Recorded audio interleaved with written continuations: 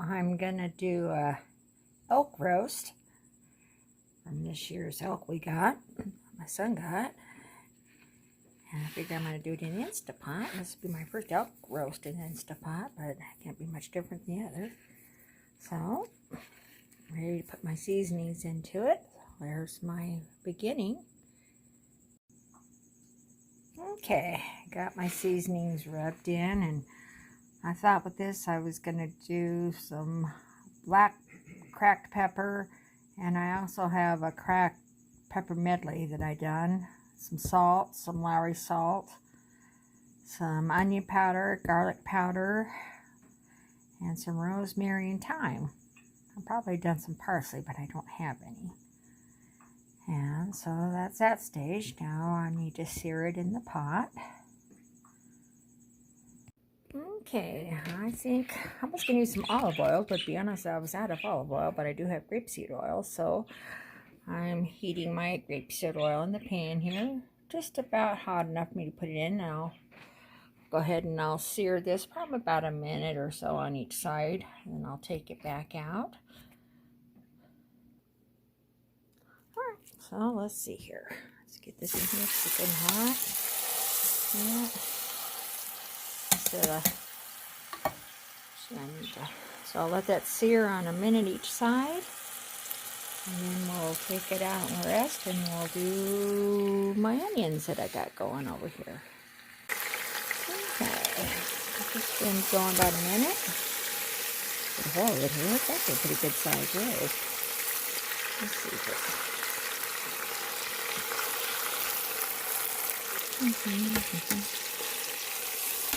it's gonna win. I might have to put the camera down. There we go. It's nice and seared. Oh, that looks pretty good. It smells great. So, I'll do that for about another minute. Yeah. God, it smells awesome. Like I said, pepper, about 2 teaspoons of pepper, about a teaspoon and a half of, I used the pink Himalaya salt. And the rest about a teaspoon of each, like a little bit of thyme and rosemary, garlic powder, garlic onion. Oh, and I think, and there was also some Lowry seasoned salt, about a teaspoon of that there, and I mixed it all up. So, that like it smells great. So, like I said, I use a little bit of grapeseed oil. I love that too. It's actually kind of a high heat type stuff. And then when I get done with that, I'll go ahead and put some butter in, and then we'll do the onions and kind of deglaze it down a little bit, and then I'll add a little bit of garlic in with the onions and a little bit of Worcestershire sauce. Okay, I got that out. It's nice and seared on both sides. Now I'm just going to put my onion in and kind of soak up the rest of the leavings down there. And then once I get them cooked a bit, like I said, I'll add my butter. That's right, I'm going to add a little bit of garlic too. Okay, well, that's about like 2 medium onions there. My wood spoon. Get that all kind of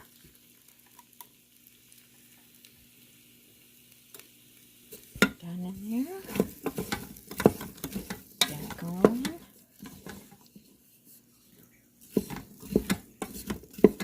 I'm gonna let that cook down a little bit, and then, like I said, I'll add my garlic and then the Worcestershire sauce.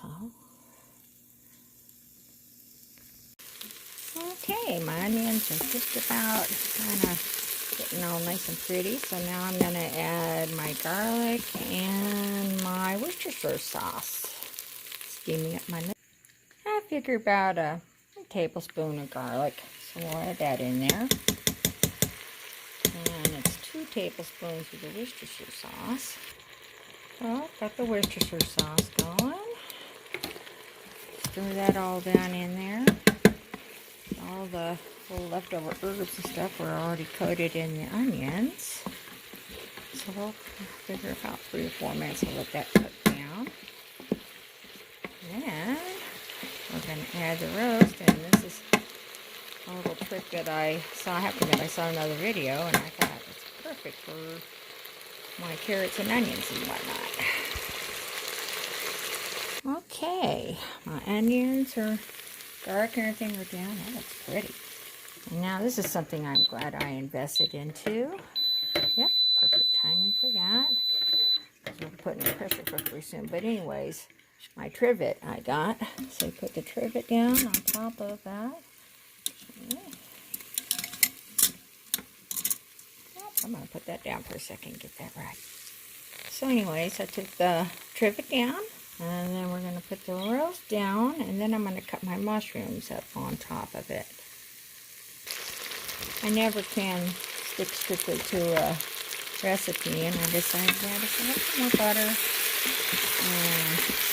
I have just a little bit of green onions there in the fridge. And I thought I'm gonna put that down in there too. One, just to use them up, and so I just think it adds just a little bit of different flavor to it. So, like that. Now I'm going to add back my roast and my trivet here. So, that back. Alrighty, got some cremini mushrooms. They're on my favorite. And I'm going to slice those up and put it on top of the roast. So, I'll magically do that here. Okay, we're going to do 2 cups of beef broth. Pour that over. Then, calls for a cup of red wine, and it's just a good red wine you drink, and I see what I had, and had a bottle of the Sutter Home Zinfandel, but I thought I'd go with the Gallo Red Moscato. I thought that would be good on the elk roast there. So open that and put like I said, a cup of that on. Yeah, we're going with that. I took a sip of that there, and I admit it's a nice sweet one. I think that'll go good with the elk. So we'll do a cup of that. Pour that over it.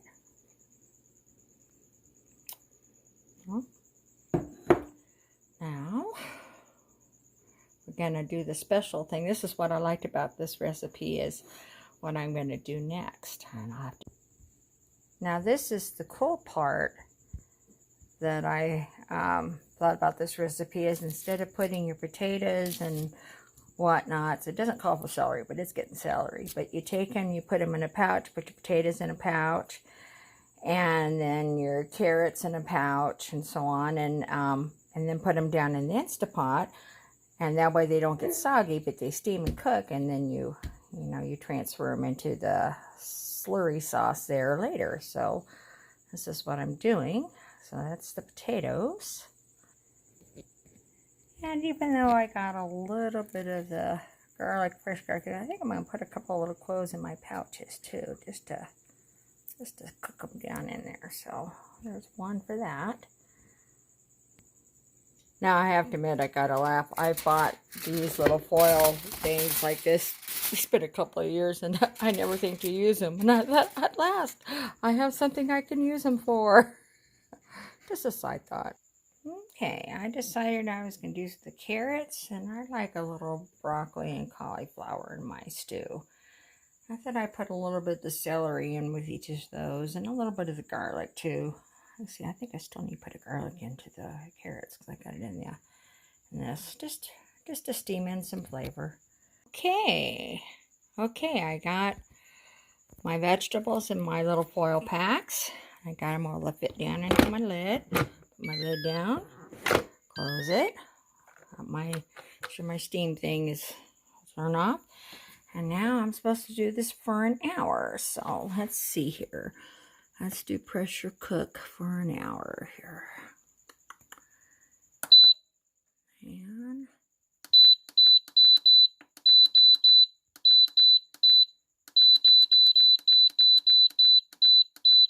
okay, 1 hour. And let's start. So now I just leave it alone for an hour. Oh.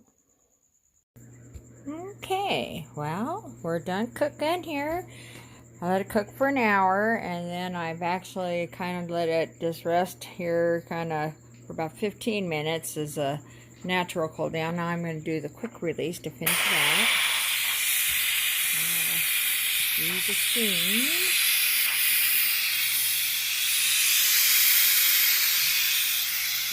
let that undo, and then I'll take the roast out and set that aside. I'll come back to it when that's all done. Okay, pressure's all off, my thing's down here, so let's go ahead and open this up and see how this looks here. Oh, actually, being that I'm left-handed, let's turn this around here. There. So mine technically is an Instapot. It's actually a New Wave one. Actually, I love that my lid, must accidentally turned it off. But anyway, so I got that open.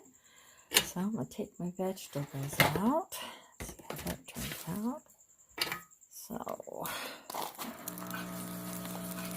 vegetable packs. Take the juice off of it.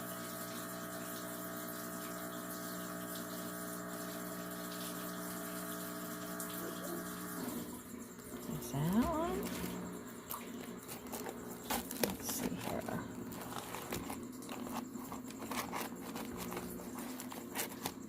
Oh, fine. I'll grab that one next. That one.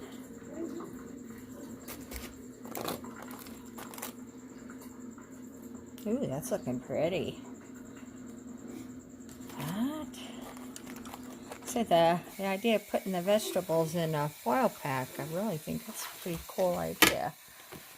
So we'll see how that goes. I have to stop here and pull it out. But oh, that looks really pretty.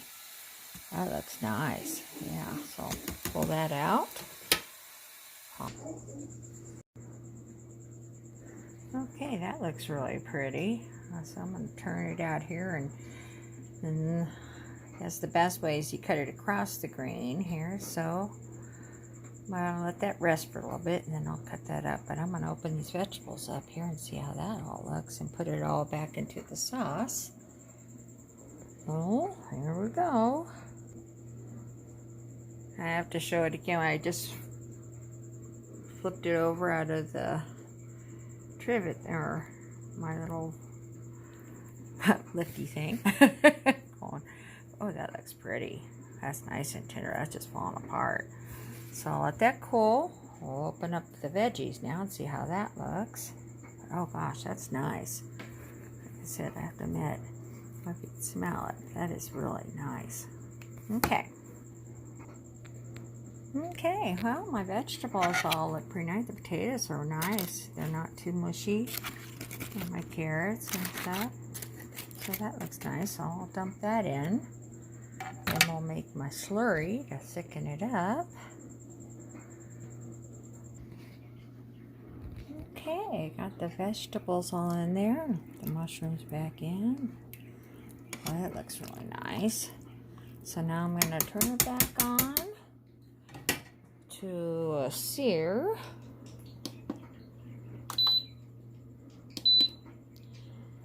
And let's bring it to a boil here. Start that. Bring that to a boil. And then I'm going to make a slurry here.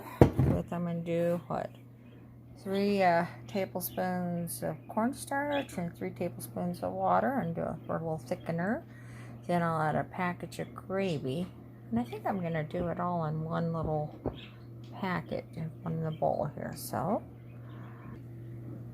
okay, and I think I might have said teaspoon, but actually 3 tablespoons. So I'll do my little slurry mix down here, and check out. I love my little mini whisks. Those are always nice.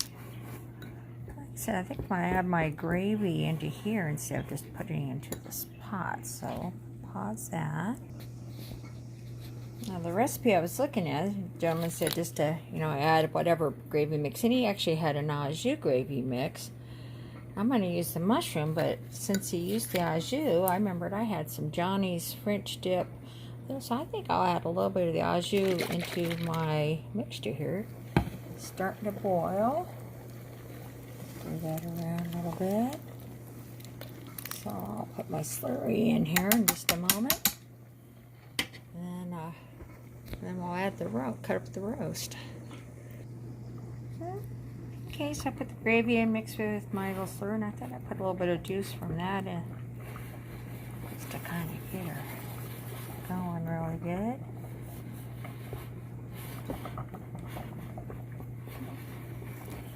All stirred up. Pour it in. And you got the slurry mixture in there, and that thicken up just a little bit.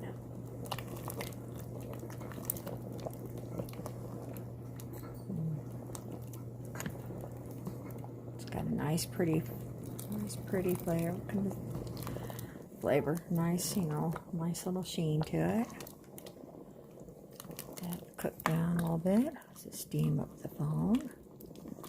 So with that cooked down, my roast is rested enough. So now I'm going to cut that up and we'll put it back in.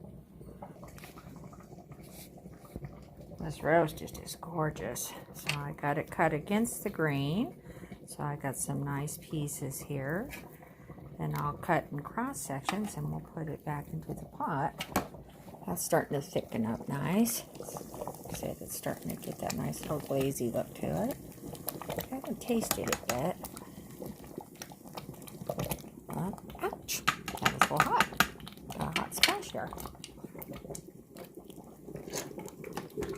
Put that down so we're not splashing as much. Light that up. Well, I just put the elk down in there. Get that good and coated.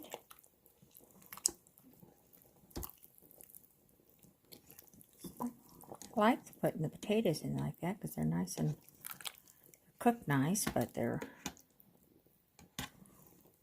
oh, that looks pretty. So I'm going to put a touch of that au jus. Shake that up. Need the other hand to open it up. So just a touch up in there. That'll be good. My sear's over with.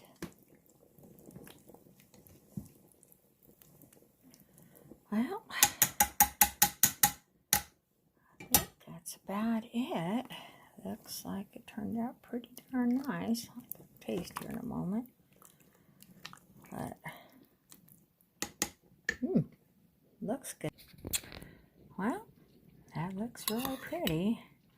So I think I might add a little bit of, you know, just because I'm me, add a little bit of mixed vegetables in it. Just add a little bit more. But, no, there you go. So here's my version of Elk Pot Roast here. Wait, it's sticking up nice. Oh, here we go. Like I said, I thought I'd add a little bit of mixed vegetables there, just to brighten it up, and I just like the mixed vegetables. So, pot roast, stew, you know, either way.